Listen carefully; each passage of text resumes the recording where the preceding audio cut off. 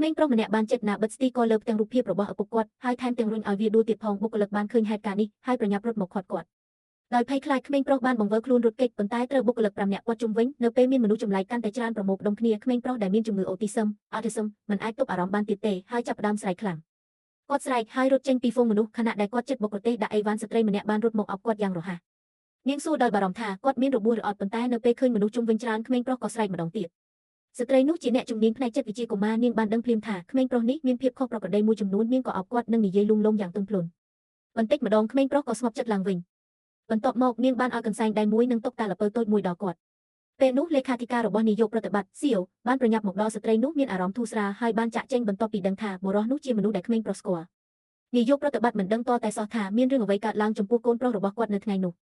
យប់នោះគាត់បានឃើញកូនប្រុសកំពុងកាន់កន្សែងដៃដែលមានមេរោគជាប់យ៉ាងណែនដោយមិនគិតច្រើនគាត់បានយកកន្សែងនោះទៅដាក់ក្នុងកន្ត្រកបោកខោអាវ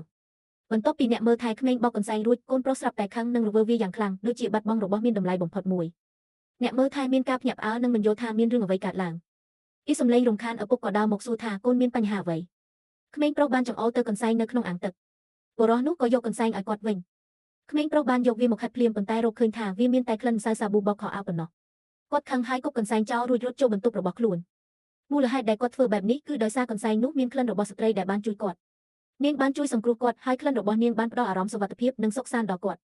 ប៉ុន្តែអ្នកមើលថែបានបោកកន្សែងស្អាតអស់ធ្វើឲ្យក្លិននោះបាត់ទៅថ្ងៃបន្ទាប់បុរសនោះសង្កេតឃើញថាកូនប្រុសរបស់គាត់ភ្ញាក់ពីដំណេកយឺតជាងធម្មតា1ម៉ោងគាត់មានអារម្មណ៍ថាមានអ្វីមិនប្រក្រតី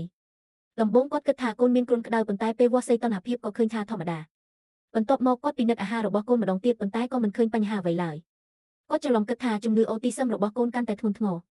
ដូច្នេះគាត់បានហៅលេខាធិការរបស់គាត់ភ្លាមហើយឲ្យនាងនាំកូនទៅមន្ទីរពេទ្យកុមារនៅពេលទៅដល់មន្ទីរពេទ្យក្មេងប្រុសបានស្រែកដោយភាពភ័យខ្លាចក្នុងពេលជាមួយគ្នានោះស្ត្រីអ្នកជំនាញចិត្តវិទ្យាកុមារក៏ទៅមកដល់មន្ទីរពេទ្យដើម្បីចាប់ផ្ដើមការងាររបស់នាងនៅពេលឮសំឡេងស្រែកនាងក៏ដើរចូលទៅមើលហើយបានឃើញថាគាត់គឺជាក្មេងប្រុសដែលនាងបានជួយការពីម្សិលមិញនាងបានដើរទៅជិតហើយជម្រាបសួរគាត់នាងសង្កេតឃើញថាគាត់មិនចូលចិត្តលេងរថយន្តក្មេងលេងទេដូច្នេះនាងក៏អញ្ជើញគាត់ទៅលេងក្នុងបន្ទប់មួយទៀតជាមួយនាងអ្វីដែលគួរឲ្យភ្ញាក់ផ្អើលគឺក្មេងប្រុសដែលជាធម្មតាមិនធ្លាប់តាក់ទងជាមួយមនុស្សចម្លែកស្រាប់តែយល់ព្រមទៅជាមួយនាងលេខាធិការរបស់នាយកប្រតិបត្តិភ្ញាក់ផ្អើលយ៉ាងខ្លាំងបន្ទាប់ពីចូលដល់បន្ទប់ផ្សេងនាងបានយកស្ករគ្រាប់ពីដើមចេញមកនាងបាននិយាយជាមួយក្មេងប្រុសយ៉ាងទន់ភ្លន់ដើម្បីស្វែងយល់អំពីស្ថានភាពរបស់គាត់ពេលទទួលសារពីលេខាធិការបុរសនោះក៏ប្រញាប់មកមន្ទីរពេទ្យភ្លាមគាត់បានរុញស្ត្រីនោះចេញហើយពិនិត្យមើលថាកូនប្រុសមានរបួសឬអត់ស្ត្រីនោះមានអារម្មណ៍មិនពេញចិត្តចំពោះអាកប្បកិរិយាឆ្លើយរបស់គាត់ប៉ុន្តែបុរសនោះមិនអើពើនឹងនាងទេហើយចាប់ដៃកូនប្រុសបំរុងនាំចេញ